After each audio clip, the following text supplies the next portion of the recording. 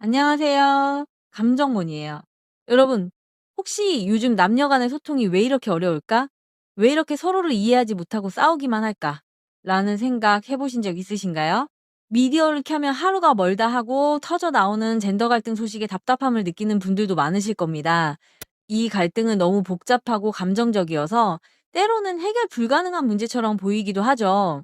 오늘 저는 여러분과 함께 우리 시대의 가장 뜨겁고도 복잡한 이슈 중 하나인 남녀 갈등의 본질을 깊이 들여다보는 시간을 가지려 해요. 지금 바로 시작할게요. 일단 제가 가장 먼저 말씀드리고 싶은 거는 남녀 갈등은 단순한 대립이 아니다라는 것입니다. 이것은 수십만 년 동안 진화해온 우리 인간의 생존 전략과 지금 우리가 살아가는 현대 사회의 급격한 변화가 충돌하면서 발생하는 필연적인 현상입니다. 인류의 역사를 수십만 년 전으로 거슬러 올라가 보면 그 시절 남성과 여성은 각기 다른 방식으로 생존이라는 절대 목표를 위해 진화해 왔습니다. 그리고 그 생존 전략은 현대까지 우리의 무의식 깊은 곳에 강력하게 각인되어 있습니다. 그럼 지금부터 그 5가지 심리부터 하나씩 파헤쳐 볼까요? 첫 번째는 집단 경쟁 심리입니다. 원시 시대 남성은 사냥을 통해 집단의 생존을 책임지는 능력을 입증하고 우위를 점하려 했고, 여성은 공동체 내에서 자신의 가치를 재정의하며 상호 협력 속에서 자신의 지위를 확보했습니다. 현대 사회에서 이 심리는 남성에게는 능력 증명을 통한 사회적 인정 욕구로, 여성에게는 개인적 가치를 통한 집단 내 영향력 강화로 변형되어 나타납니다. 1979년에 실시한 소셜 아이덴티티 티어리 연구에 따르면 인간은 자신이 속한 그룹을 긍정적으로 평가하고 다른 그룹에 대해 부정적인 편향을 갖는 경향이 무려 78%나 증가한다고 합니다. 즉, 남녀 갈등이 격화될수록 서로를 다른 집단으로 인지하고 각자의 방식으로 그 안에서 자신의 존재 가치를 경쟁하려 하는 것입니다. 우리 편을 높이고 다른 편을 깎아내리며 감정적 골은 더욱 깊어지는 거죠. 두 번째는 위협인지 심리입니다. 원시시대 부족 간의 생존권 경쟁은 한정된 자원과 기회를 둘러싼 생사의 문제였습니다. 현대사회에서는 이 생존권 경쟁이 시장 위협으로 재해석됩니다. 남성들은 전통적인 사회적 권위나 역할이 상실될지도 모른다는 위협을, 여성들은 사회로의 진출이 기존의 벽에 의해 차단될 수 있다는 위협을 느끼는 것입니다. 1961년에 실시한 로버스 케이브 연구 실험 결과에 따르면 집단 간 경쟁이 격화되면 서로에 대한 위협 인지가 2.3배나 증가한다고 합니다. 상대방의 성장을 나의 위협으로 인식하고 상대방의 성취를 나의 손실로 착각하는 심리가 남녀 갈등의 불씨를 지피는 것이죠.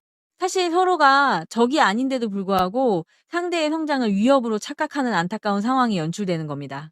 세 번째는 공정성 불만 심리입니다. 원시 시대부터 남성과 여성은 생물학적 역할 분담에 따른 사회적 분업을 해왔습니다. 그리고 이 분업은 각자의 공정성에 대한 인식 차이를 만들었습니다. 남성들은 주로 내가 얼마나 기여했는가를 기준으로 보상을 평가하고 공정성을 따지는 반면, 여성들은 역사적으로 불평등했던 지위와 그에 대한 보상을 기준으로 공정성을 판단하는 경향이 강합니다. 1965년에 실시한 에퀴티 티어리 연구에 따르면 사람들은 자신의 투입 대비 결과 그리고 타인의 투입 대비 결과를 비교하여 공정성을 판단한다고 합니다. 문제는 남성과 여성의 투입과 결과에 대한 평가 기준, 그리고 공정성을 바라보는 시선 자체가 다르다는 겁니다.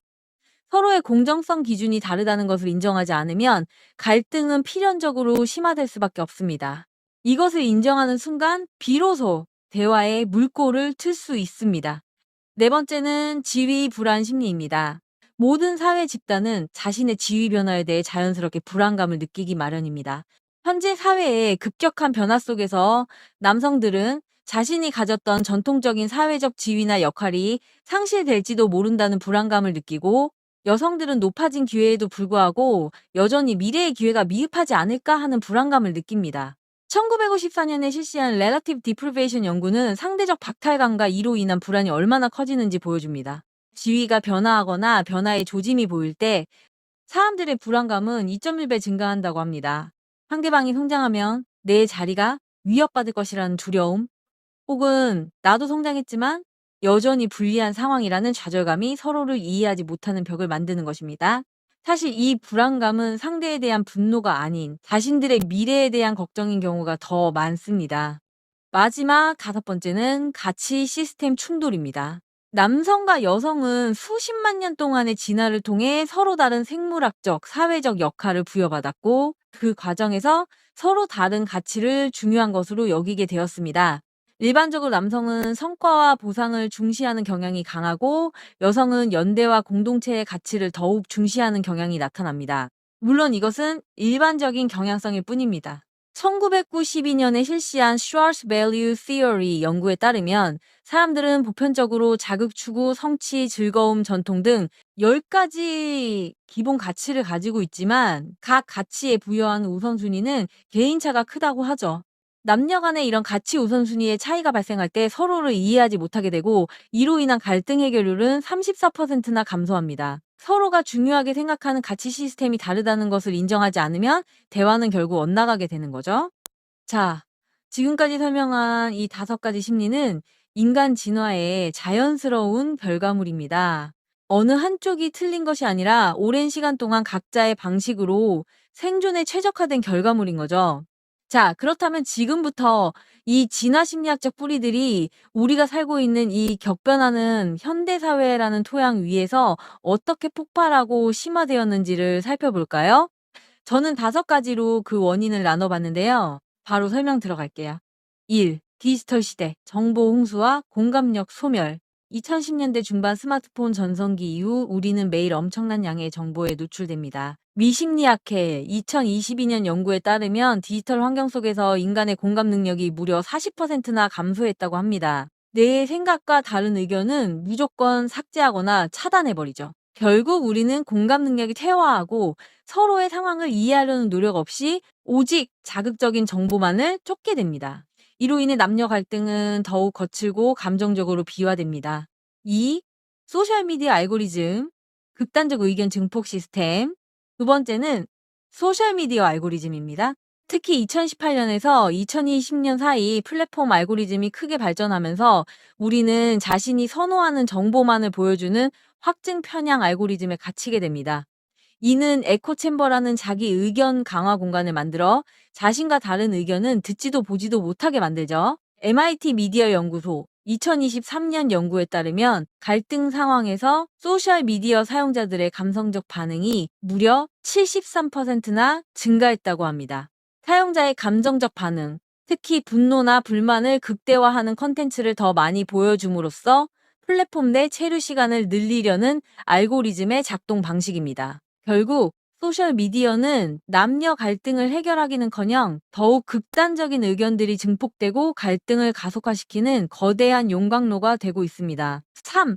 경제 구조 변화, 안전망 붕괴와 불안 증폭. 세 번째 촉매제는 2016년 이후 본격화된 4차 산업혁명 시기의 경제 구조 변화입니다. 전통적인 직업과 생계체계가 해체되면서 남녀 모두에게 생존 불안이 극대화되고 있습니다. 직업 안정성이 65%나 감소했다는 통계는 개인에게 엄청난 압박으로 다가옵니다. 남성들에게는 경제적 성취가 여전히 자신의 가치를 증명하는 중요한 잣대가 되고 여성들 역시 사회 진출의 문이 넓어졌지만 그 안에서의 치열한 경쟁과 불확실성에 직면하게 됩니다. 이러한 불안감은 인간관계를 변화시킵니다. 과거의 연인관계가 감정적 연결이었다면 불안한 현대 사회에서는 생존형 관계 전환이 일어납니다. 즉, 관계가 감정적인 교류를 넘어 서로의 불안을 해소하고 생존을 위한 전략의 일부가 되는 거죠. 서로를 불안을 해소해줄 대상이 아닌 오히려 경쟁 상대나 부담으로 인식하면서 남녀 갈등은 더욱 복잡한 양상을 띠게 됩니다. 4. 네 번째 촉매제는 2020년 코로나 시대를 기점으로 더욱 두드러진 세대 교체와 가치 인식 속도 차이의 폭발입니다. 한 세대가 가진 가치관은 불과 10여 년 만에 급변하는 현상을 보입니다. 이 변화는 이전 세대와 지금 세대의 인식 속도 차이를 무려 10배나 증가시켰고 예전의 당연함과 현재의 당연함이 충돌하는 빈도가 570%나 증가했다는 보고도 있습니다. 특히 과거의 경험이 없는 젊은 세대는 이전 세대가 만들어 놓은 규범이나 문화에 대해 극단적인 신속성과 단호함으로 반응합니다. 우리는 이를 가치 혼선 증후군이라 부릅니다. 세대 간 가치체계 전환 속도의 불일치로 인한 혼란입니다. 예를 들어 남성들이 어릴 적부터 학습하고 주입받아온 남성다움이라는 가치와 새로운 시대의 여성들이 요구하는 개인의 자율성이라는 가치가 정면으로 충돌하며 남녀 갈등의 불씨를 지핍니다. 5. 정치화 현상. 마지막 5번째 촉매제는 2016년에서 2020년 정치적 양극화 기간 동안 심화된 개인적 감정의 정치적 도구화입니다. 원래 개인적인 영역에 머물러야 할 사적 감정과 불만들이 정치적 이슈와 결합하면서 대중의 정치적 무기로 대량 생산되는 현상입니다. 나의 불만이 마치 우리 집단의 정치적 입장인 양 둔갑하고 일상생활 속 불만이 거대한 정치적 분사화로 이어지는 거죠. 이 현상을 감정적 정치화 감염, emotional, political contagion이라고 정의할 수 있습니다. 한 개인의 불만이나 피해 의식이 집단적인 정치적 감정으로 빠르게 전염되고 확산되는 것입니다. 이는 앞서 본 소셜미디어 알고리즘과 결합하여 극단적인 편 가르기와 상대방에 대한 비난을 넘어선 공격으로 발전합니다. 남녀 갈등 역시 이러한 정치화 현상 속에서 본질적인 문제 해결보다는 특정 집단의 감정적 정치적 무기로 활용되는 경향을 보이며 더욱 심각한 국면으로 치닫고 있습니다. 자, 여기까지. 감정머니는 여러분들이 이 방송을 통해 딱 3가지를 기억해줬으면 해요. 첫째, 진화적 뿌리를 인정하고 상대의 다름을 이해하려 노력하는 것. 상대가 왜 그런 가치를 중요하게 생각하는지, 어떤 불안을 느끼는지 조금 더 넓은 시야로 바라보는 것입니다. 둘째, 현대 사회 변화가 우리의 감정을 어떻게 조종하고 증폭시키는지를 인지하는 것. 디지털 세상의 알고리즘이 우리를 어떻게 에코챔버에 가두는지, 경제적 불안이 관계를 어떻게 변화시키는지 비판적으로 바라봐야 합니다. 셋째, 개인의 감정을 성급하게 집단적인 정치적 무기로 전환하는 것을 경계하는 것. 감정의 정치화는 궁극적인 문제 해결을 가로막을 뿐입니다. 이 모든 이해를 바탕으로 할 때 비로소 우리는 갈등의 불꽃을 잠재우고 더 나아가 서로 공존하며 발전할 수 있는 현명한 대안을 찾아 나설 수 있을 것입니다. 여러분, 오늘 우리는 왜 남녀 갈등이 발생했는지, 그리고 왜 이 갈등이 이렇게 첨예해지는지를 심리학적, 사회학적 관점에서 깊이 파고들어 보았습니다. 이제는 단순히 누구의 잘못이다라는 단편적인 시각을 넘어 훨씬 복합적이고 뿌리 깊은 원인이 있음을 이해하게 되셨으리라 생각합니다. 남녀 갈등은 어떤 한쪽이 옳고 그름의 문제가 아닙니다. 수십만 년간 각기 다른 방식으로 생존해온 인간이라는 존재의 필연적인 다름과 지금 우리가 살아가는 사회가 제공하는 새로운 환경적 요인이 만나 발생한 복합적인 현상입니다. 그러므로 이 갈등을 해결하기 위해서는 어느 한쪽의 일방적인 주장만을 들어서는 안 됩니다. 바로 서로에 대한 이해가 첫걸음이 되어야 합니다. 오늘 감정머니 영상이 우리 사회 속에서 더 나은 소통과 이해를 위한 작은 시작점이 되기를 바라봅니다.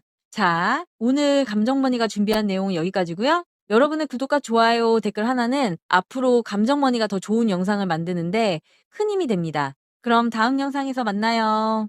안녕.